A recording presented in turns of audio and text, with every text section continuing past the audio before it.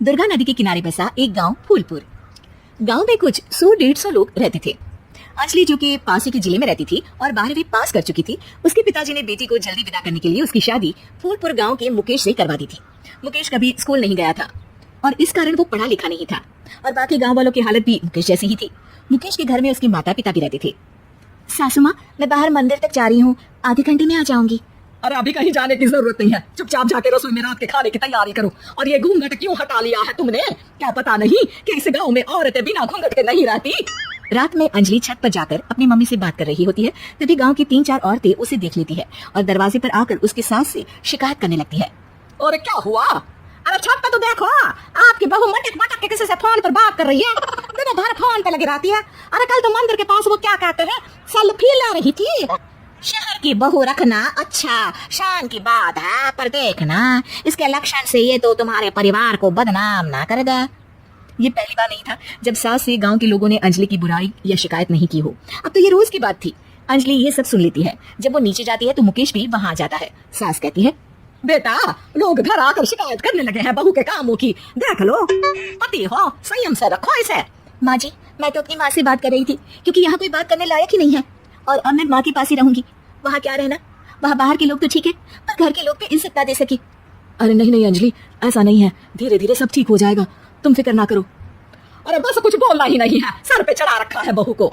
सास मुकेश की नरम बात सुन के वहाँ से मुंह चढ़ाकर चली जाती है। मैं तो कहती हूँ हम दोनों शहर चले जाते हैं। मैं पढ़ी लिखी हूँ, मुझे वहाँ नौकरी पे मिल जाएगी और थोड़े दिनों में आप ही वहाँ कुछ काम ढूंढ लेना। अरे नहीं नहीं अंजलि, हम यहाँ ना गांव का खेत, माँ पिताजी को छोड़कर शहर नहीं जा सकते। माँ पिताजी को कैसा लगेगा और गांव वाले क्या सोचेंगे? ये कहकर मुकेश सोने चला जाता है और अंजलि की गांव वालों द्वारा बुराई का सिलसिला बहुत दिनों तक चलता ही रहता है। लेकिन अंजलि गुस्सा ना दिखाते हुए समझदारी से काम लेती है। बारिश का मौसम चालू हो जाता है। जोरदार बारिश से पूरे गांव में हाहाकार मच जाता है।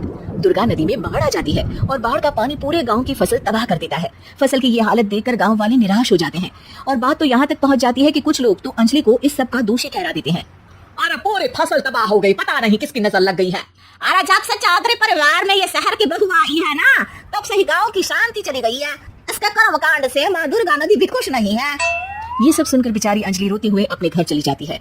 कुछ दिन बाद सभी गांव वाले अपने फसल का मुआवजा लेकर अपने अपने घर आते हैं। मुकेश भी 1500 लेकर आता है। अंजलि को जब पासबुक दिखाता है तो अंजलि हैरान हो जाती है। अरे ये पासबुक में तो उन्होंने 4000 की एंट्री करी है और आपको सिर्फ 1500 दिए।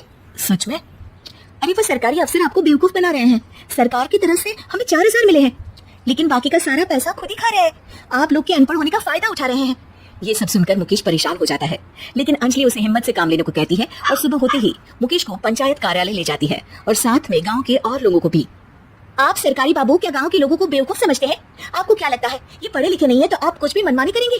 ये बेचारे दिन रात इतनी मेहनत करते हैं, ये हमारे अन्नदाता हैं और आप इनके साथ ऐसा धोखा करते हैं। अरे क्या बके जा रही है ये लड़की, किस धोखे की बात कर रही है? अपने कांड करके नदी माँ को नाराज करके हमारा नुकसान करके इसे चैन नहीं मिला क्या? सरपंच जी, इन सरकारी बाबू ने मुझे बेवकूफ बनाया है और मेरे हिस्से के पैसे खुद चट कर गए। बस ये सुनते ही सरपंच वहाँ से दुम दबाकर भाग जाता है। पता चलता है कि जनपद अधिकारियों ने गांव के सरपंच के साथ मिलकर सबके साथ धोखा किया है।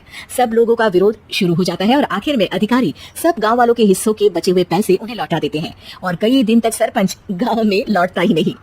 अंजलि, तुम नहीं होती तो हम गांव वालों को तो पता ही नहीं चलता कि ये हमें हर बार बेवकूफ बनाते हैं। हाँ हाँ अंजलि बेटी, हमें माफ कर दो। हम सब तुम्हें बुरा भला कहते रहे, लेकिन तुमने ही आज हमें बेवकूफ बनाने से बचाया है।